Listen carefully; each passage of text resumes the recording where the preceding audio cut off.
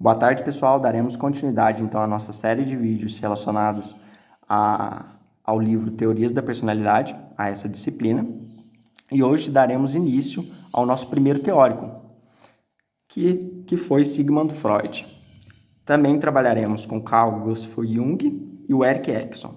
Esses três teóricos, eles pertencem ao grupo familiar dessas teorias da personalidade, chamadas teorias psicodinâmicas, certo? E existem características compartilhadas por esses teóricos, características comuns que todas essas três teorias possuem, beleza? Então falaremos delas justamente agora. O que nós temos que compreender é que eles tinham uma preocupação central, ou seja, eles enfatizavam muito as forças dinâmicas que determinam o nosso comportamento.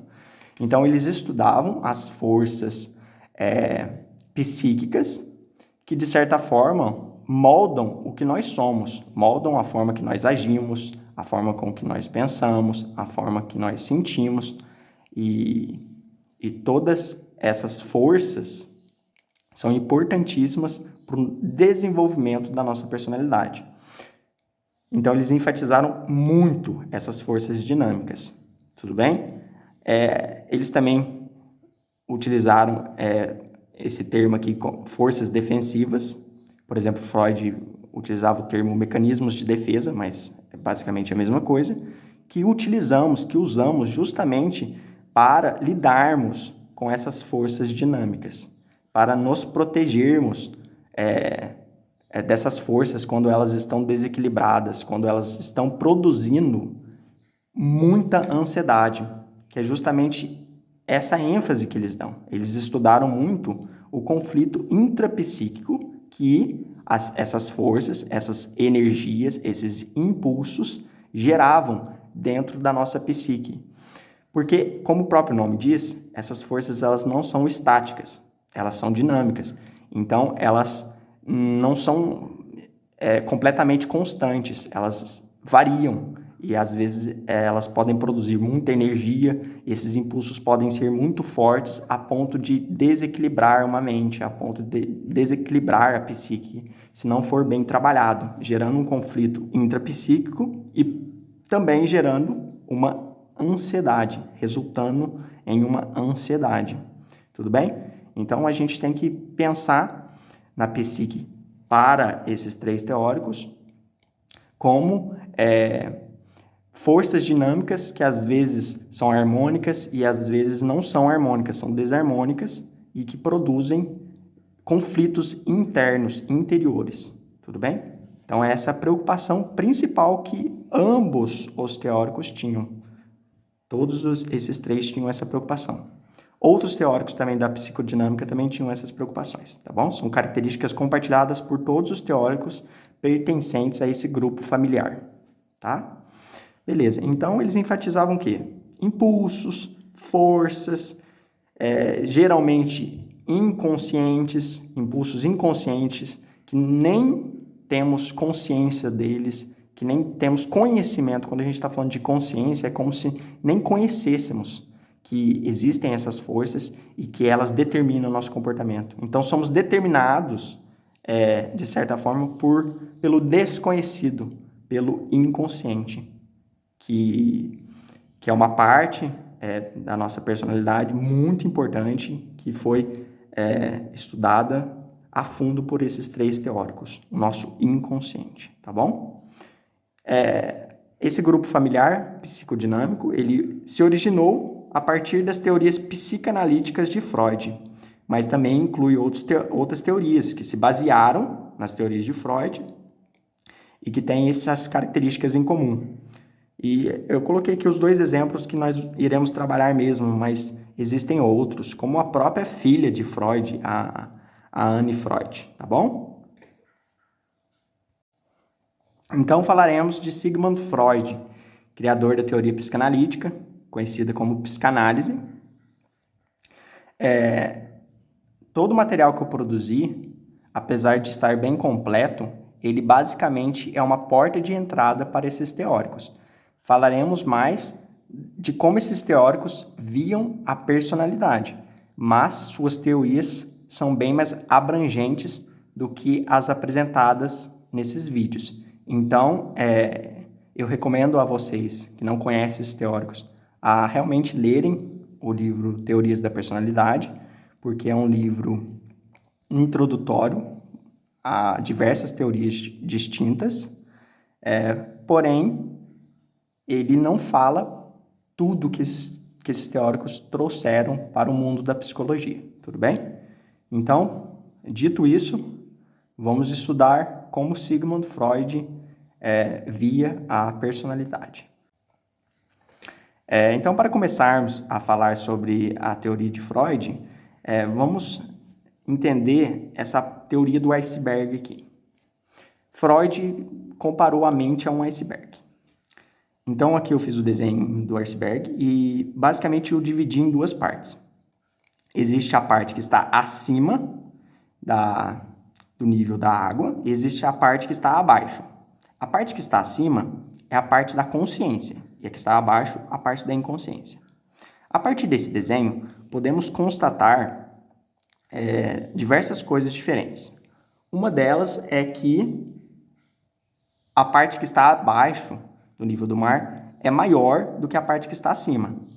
Então, para Freud, uma teoria, um tratamento terapêutico que se baseasse apenas nos determinantes conscientes era uma teoria e uma terapia incompleta. Porque se a maior parte da nossa personalidade, se a maior parte da nossa psique é composta pela inconsciência, pelo inconsciente, né? Melhor dizendo, não seria adequado uma teoria que focasse exclusivamente na parte que está acima do nível do mar. Isso tudo é para o Freud, né? Claro que tem outros teóricos que discordam veementemente disso que eu estou falando para vocês, tá bom? Então, o primeiro fato que podemos constatar é isso, que a partir desse desenho, o inconsciente ele é maior do que o consciente. O segundo fato que nós podemos constatar é que, se pararmos para analisar, o que nós temos acesso da nossa psique é o que está acima do nível do mar. É aquilo que podemos visualizar. Então, são memórias que são facilmente acessadas, são os nossos conhecimentos, os nossos pensamentos. É tudo aquilo que está claro que nós estamos fazendo, tudo bem? Que nós temos, de certa forma, conhecimento da nossa personalidade. Ao contrário que a parte inconsciente, lá, no vasto domínio do inconsciente, encontramos o quê? Impulsos, paixões, ideias, sentimentos reprimidos que foram colocados nessa parte da nossa psique que não é facilmente acessada. Se nós imaginarmos que estamos aqui num barquinho, vamos imaginar que tem um barquinho aqui e tem um ser humano aqui visualizando esse iceberg. Ele vai ter uma visão clara do que está acima do mar, mas ele não vai ter uma visão tão clara do que está abaixo. Ele pode olhar para o fundo do mar e visualizar uma parte desse iceberg, mas concordam que aqui vai estar bem mais difícil de ser visualizada por essa pessoa? É assim que devemos imaginar o inconsciente. São partes, são memórias, são paixões, impulsos, que não temos consciência, não temos conhecimento que nos pertencem, que meio que influenciam no nosso comportamento. Então, para Freud, quando nós temos uma certa atitude, se alguém perguntar por que você fez isso, a gente vai falar os nossos motivos conscientes do porquê estamos fazendo aquilo que a pessoa nos perguntou. Mas terão motivos subjacentes que nem a própria pessoa sabe, que está influenciando ela a ter aquele determinado comportamento, tudo bem? Que é essa parte do inconsciente mesmo. Então, ela pode estar sendo movida por um impulso, por uma paixão que ela não tem acesso ainda, que ela ainda não compreende, que ela não tem conhecimento.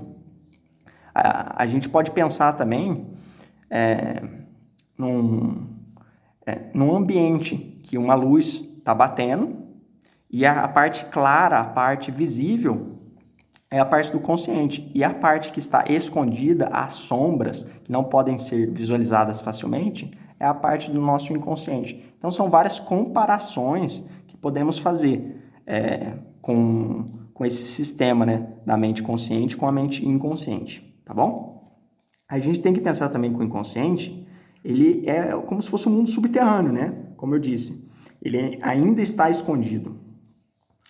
De forças invisíveis, que exercem um controle imperioso sobre os pensamentos e as ações do indivíduo. Então, essas forças, apesar de não termos conhecimentos delas, elas influenciam e muito a forma com que nós agimos. Então, para um terapeuta, para uma pessoa que gosta de estudar o inconsciente, tentamos trazer à luz da consciência esses impulsos, essas paixões, esses sentimentos reprimidos para que a pessoa tenha consciência do porquê que ela está agindo daquela determinada forma. Tudo bem? Então, essas forças elas são importantíssimas na teoria de Freud e devemos ter consciência delas. Devemos, digamos assim, nos aprofundarmos em nós mesmos, naquilo que nos influenciam a agir de determinada maneira, tá bom? Olha lá, uma psicologia que se limita à análise da consciência é totalmente inadequada para compreender os motivos subjacentes do comportamento humano. Beleza, pessoal? Falaremos agora da estrutura da personalidade para Freud, constituída por 3 grandes sistemas: o id, o ego e o superego. Para fins didáticos, estudamos a princípio separadamente, tanto o id, quanto o ego, quanto o superego. Mas devemos entender que esses 3 sistemas eles estão entrelaçados, tá bom? Eles interagem dinamicamente um com os outros. Cada um desses sistemas eles possuem propriedades específicas, componentes, princípios de operação, dinamismos e mecanismos, tá? O comportamento humano, ele é quase sempre um produto de uma interação entre esses 3 sistemas. Então, não podemos banalizar esses termos, né, id, ego e superego, como se eles agissem independentemente dos outros. Eles não agem independentemente dos outros, eles agem em conjunto com os outros. Então, é um produto. O nosso comportamento é um produto dessas forças que regem esses 3 sistemas, tá bom? Então, assim, não seria, digamos assim, correto dizer que estamos agindo apenas pelo sistema do id, ou apenas pelo superego, ou apenas pelo ego. Não seria muito interessante dizermos dessa forma. Vamos falar, então, basicamente, do que seria o primeiro sistema, o id. O id ele é regido pelo princípio do prazer. Daqui a pouco eu explicarei como esse princípio funciona. Primeiro temos que entender essas características que eu coloquei aqui. Ele é o sistema original da personalidade, a matriz da qual se originaram o ego e o superego. Então, quando nascemos, não temos nem o ego nem o superego formados. Eles se formarão a partir do id, certo? Nascemos puro instinto, porque o id ele é regido pelo princípio do prazer e ele é a sede dos instintos. Então, ele é o sistema original da nossa personalidade. Consiste em tudo aquilo que herdamos geneticamente, tá bom? O id também ele é o reservatório de energia psíquica e ele fornece energia para a operação dos outros 2 sistemas. Então, toda a energia psíquica vem do id. Os outros 2 sistemas precisam pegar essa energia emprestada para funcionarem, tá bom?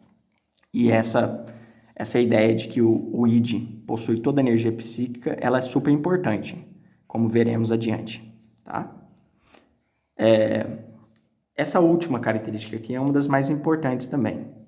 Representa o mundo interno da experiência subjetiva e não tem nenhum conhecimento da realidade objetiva. Quando nascemos, como eu disse, não temos o ego nem o superego, temos apenas o id. Somos regidos pelos nossos instintos, pelas nossas pulsões, pelos nossos impulsos. Então, não temos ferramentas necessárias para, digamos assim, interagirmos logicamente com o mundo. Na verdade, o bebê, quando ele nasce, ele não tem nem noção de que ele é algo e que a mãe dele é outra coisa. Ele, a princípio, acredita que são a mesma coisa. Ele não consegue se diferenciar do mundo externo. Ele acredita que tudo é ele. Ele é como se ele fosse tudo, basicamente. Então, ele ainda não tem, digamos assim, uma forma de interagir racionalmente, logicamente com o mundo. Por isso que ele não tem esse conhecimento, entende? Da realidade objetiva. Ele só conhece os seus desejos, os seus impulsos, as suas necessidades, os seus instintos, que provém do id. Depois que o ego for formado, aí ele vai começar a interagir com o mundo objetivo, com a realidade externa, de uma outra forma, que não seja apenas a partir dos seus instintos, dos seus impulsos, tá? Então ele representa apenas esse mundo interno de desejos, dos instintos, tá bom? Para finalizarmos, então, essa primeira parte de Freud, falaremos do princípio que rege o id. Esse princípio é chamado de princípio do prazer, e ele é um princípio que visa a redução da tensão, certo? Evitar a dor e buscar o prazer. Buscar o prazer ou evitar o desprazer. Podemos falar de várias formas diferentes. Temos que entender, como eu já disse anteriormente também, que a nossa estrutura psíquica ela é composta por um fluxo dinâmico de energia. Essa energia pode estar baixa e constante, ou também pode estar elevada, certo? Só que o id, ele não tolera grandes aumentos de energia. Esses grandes aumentos, eles são caracterizados como estados de tensão desconfortáveis.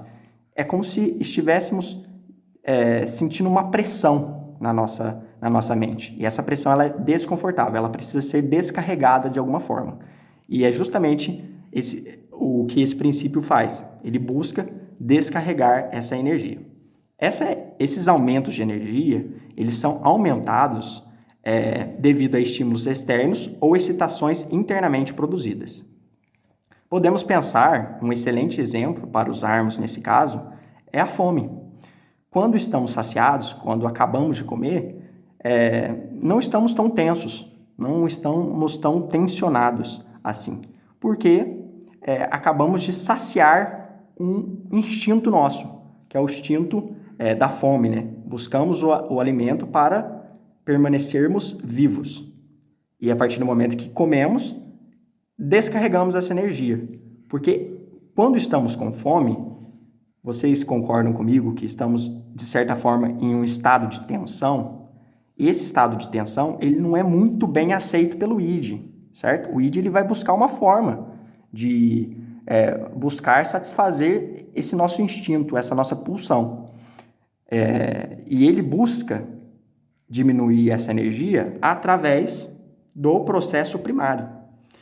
Então, quando estamos falando de princípio do prazer, temos que associar ao processo primário, que é uma forma dinâmica que o id tem para tentar descarregar a nossa energia, para tentar colocar a energia nossa em um estado confortavelmente baixo e constante. Então, basicamente é o quê? Quando acabamos de comer, estamos num estado saciado, estamos pouco tensos. Quando a fome vai vindo, os níveis de energia vão aumentando e vamos ficando cada vez mais tensos. E para eliminarmos essa tensão, temos que comer para voltar, para diminuir a nossa energia. Tá bom? Beleza. Então, é a partir do processo primário que há a tentativa de descarregar a tensão. Esse processo é responsável pela formação de imagens, de objetos, que visam justamente a remoção desses estados desconfortáveis de tensão. Tudo bem? O exemplo que eu tinha acabado de dizer para vocês, da pessoa com fome, e esse processo primário apresenta a esta pessoa a imagem mental de um alimento, que vai desencadear uma série de outras ações que serão associadas aos outros sistemas. Por exemplo, o processo primário está associado ao processo secundário também, só que é um processo que ocorre no ego, no segundo sistema da personalidade, tá bom?